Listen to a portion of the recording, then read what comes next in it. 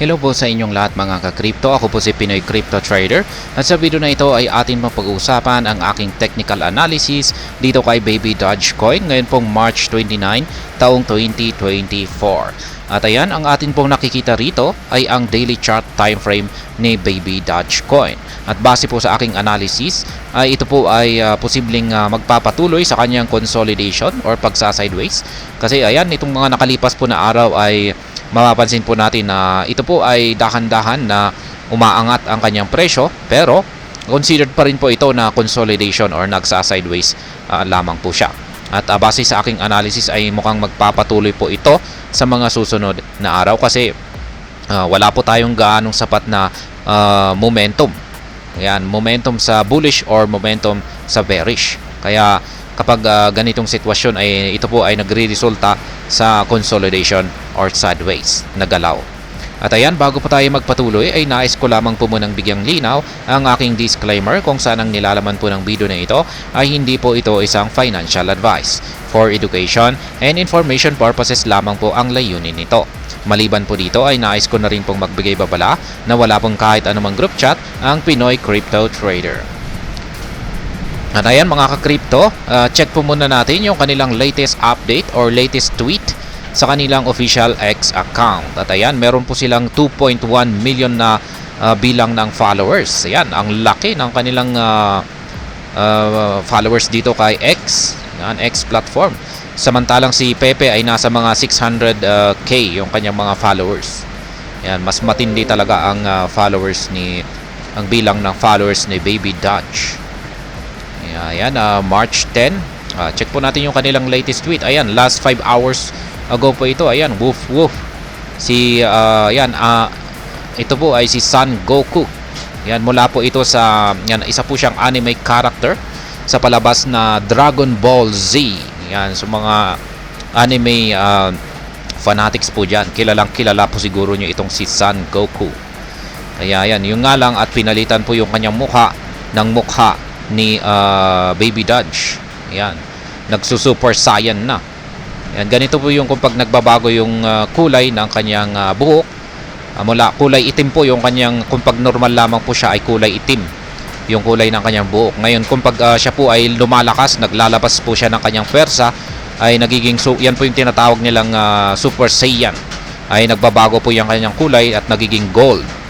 At ngayon ay ito po yung parang ipinapakita rito na sa larawan ni Baby Doge dito na mukhang nagsusuper saiyan na itong si Baby Doge. Siguro ay may kaugnayan ito sa magiging presyo niya sa hinaharap, kung saan ay sasabog po siya dulot po ng kanyang inilabas na pagsabog na puwersa. Yan, or nagsusuper saiyan na siya. Yan, ito naman last 14 hours meron po siyang ipinakita rito na x-ray po ng mga utak ng mga tao. Yan, yung pag fiat daw ay ganito lamang po, madilim yung madilim yung kanyang utak. Yan, at saka maliit yung kanyang utak kung pag fiat. Kapag crypto ay ayan, malaki yung utak tapos medyo umiilaw-ilaw na. Kapag si Bitcoin ay ayan, nagliliwanag yung kanyang utak. Ngayon kay Baby Doge ay ayan, napakaliwanag. Ay ayan, alam na po siguro natin kung ano ang ibig sabihin ng kanilang ibinahagi rito na larawan. Yan, dito naman ay ayan, may hidden word po dito sa loob nito.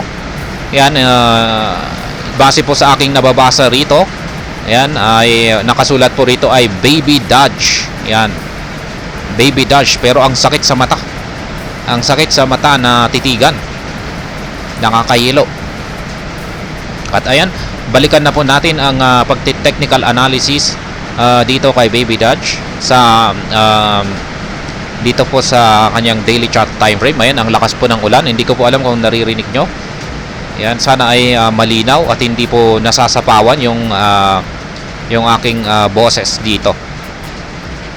At ayan, yung ating Hall Switch indicator ay kulay red.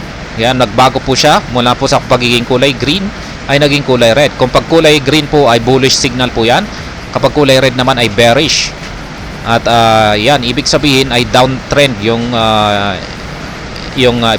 ibinibigay po nitong signal. Ibig sabihin ay mas nakakalamang po ang mga bearish Yan po ang ibig sabihin yan. Ibig sabihin ng ating Hall Switch indicator dito. Pero ito po ay hindi tugma sa ibinibigay naman na signal ng ating QQE mode indicator, sapagkat ang sabi naman po ng ating QQE mode indicator dito ay bullish itong si Baby Dogecoin, sapagkat lumalaki po yung mga sukat ng mga nabubuong QQE bars nito at nagkulay blue pa siya. Ibig kong sabihin ay may nabubuong pwersa ang mga bulls para paakyatin ang market price ni Baby Dogecoin sa mga susunod na araw. Kaya dahil dyan, dahil nagkokontrahan po yung ating dalawang indicator, ay mauuwi po ito sa pagko-consolidate or pagsa-sideways. Kaya yan po yung aking naging basihan kung bakit ko nasabi na posibleng sa mga susunod na araw ay magpapatuloy po sa pagsa-sideways or pagko-consolidate ang market price ni Baby Dogecoin. Ngayon may posibilidad po na bumagsak itong si Baby Dogecoin para magkaroon ng retest dito sa 1899. Yan, na support line natin dito. At syempre, dapat ay meron po tayong nakabang rito na buy pending order. Katulad ko, nakaabang ako rito ng buy pending order. Sayang, hindi po umabot dito noong March 19. Yan, hindi po siya umabot dito. Kaya hindi po na-trigger yung aking buy pending order dito. Kaya sana sa susunod, kung babagsak siya, ay maski pagtusukin niya lamang ito ng kanyang karayom. Yan, pero kung pag hindi naman po siya bumagsak rito, ay ayan, mukhang magpapatuloy po siya sa kanyang pag-akyat. At maaring basagin po niya ang major resistance line naman po natin dito sa 28.33 at aakyatin niya ang sunod po nating price target dito sa 37.69. Ayan. Kaya dapat ay yan, nakabili na rin tayo dapat noon dito. Ayan, binigyan po tayo ng maraming pagkakataon para makabili sa mababang presyo noon dito. Ayan.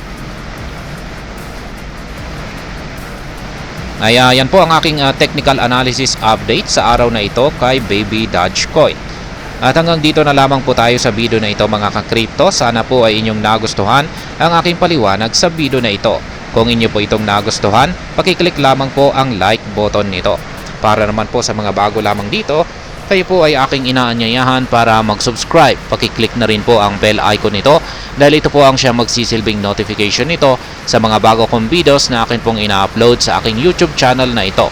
Marami pong salamat sa panonood. Ingat po tayo lagi at God bless po sa ating lahat.